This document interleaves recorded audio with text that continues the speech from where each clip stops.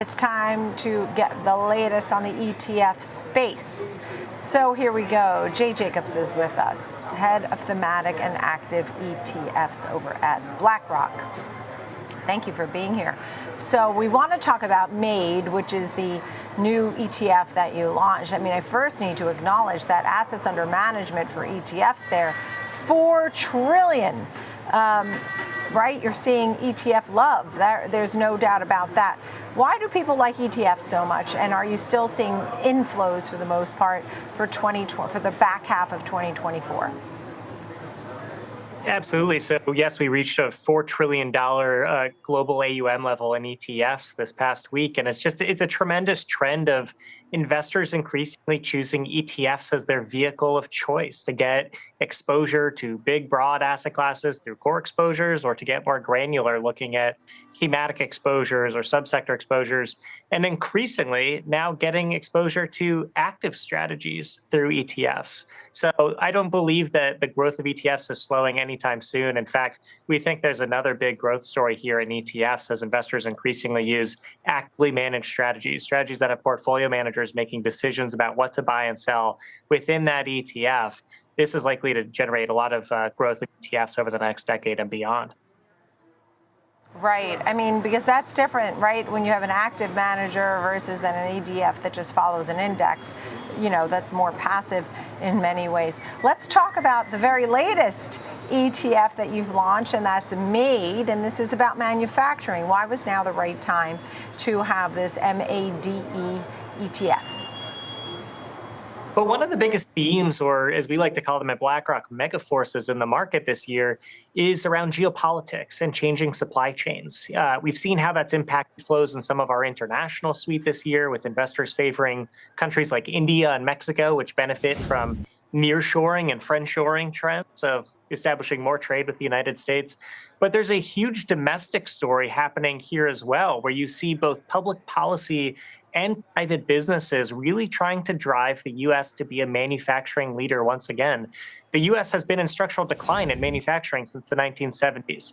And we are seeing that fiscal spending to grow areas like semiconductor production and automobile production, private efforts to bring factories back to the United States is growing as well. And we believe an undervalued part of the economy is US manufacturers, which can come from a lot of different sectors. This is not just about industrials, but really cuts across technology, capital goods, and consumer goods as well.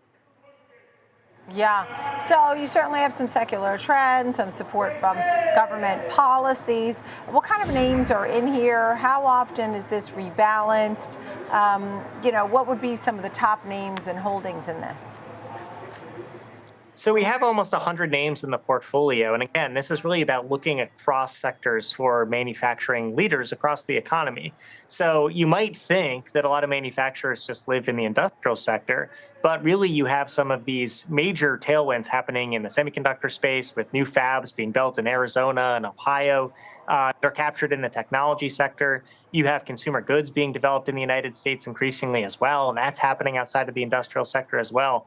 So it's really about getting targeted exposure, but looking across sectors to get exposure to those manufacturers in the United States that are both building and selling in the US. So when we look at things, is this about homes? Is this about, bridges and tunnels at airports? Are you seeing more for one than another, for example? So this, in some ways, is kind of a sister product to our U.S. infrastructure ETF, IFRA. And that's about airports and roads and highways and really rebuilding of U.S. infrastructure. And a lot of the reason why there's been such an emphasis on U.S. infrastructure is because of this reshoring story, that if the U.S. wants to get more competitive in terms of its production and output as a country, it needs to first have its infrastructure backbone. Goods and services and people need to move freely, but then you have to have that industrial base as well. And that's the U.S. manufacturing ETF that we've launched today with MAID. So the MAID ETF is more about focused on the factories that are building goods. This could be cars, this could be airplanes, this could be appliances. electronic devices, semiconductors, but goods that are being produced in the US. So again, I think there's kind of a really nice sister story between these two ETFs, looking at the builders of Yeah. goods with MAID as well as the builders of infrastructure with IFRA. I see. Okay, thank you for that distinction. ETF white paper, you certainly are projecting some big growth for that. Tell us a little bit about that. We released a white paper today, or a couple days ago, focused on the growth of active ETFs. And as we mentioned in the top of this segment, we see this being a really big growth driver for the ETF industry going forward. ETFs are no longer just about indexing. It is a vehicle of choice for investors, whether you want to get broad index-based exposure, targeted index exposure with thematics, or getting actively managed strategies. So today, if you look globally, active ETFs are about $900 billion.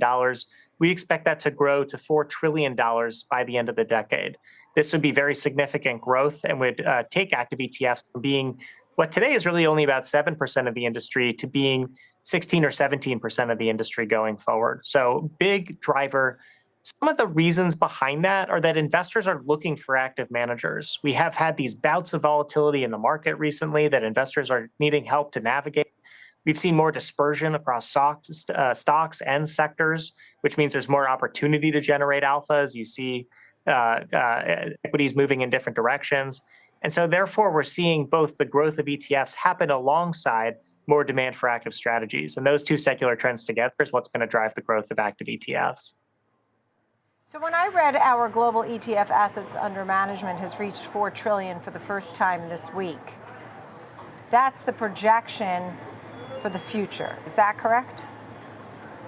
So iShares' global ETF assets across index and active reached 4 trillion this week. What we're saying is globally across the entire ETF industry, just that active segment will reach 4 trillion in 2030. So 4 trillion is the number of the day, but a couple different applications for it. Yeah. I just wanted to make sure and have some clarity there. Jay Jacobs, thanks for explaining everything to us today, and it certainly all seems like good news. So thanks for that. Lots of ways and tools and vehicles for people to choose from. Thank you. Of Jay Jacobs of BlackRock.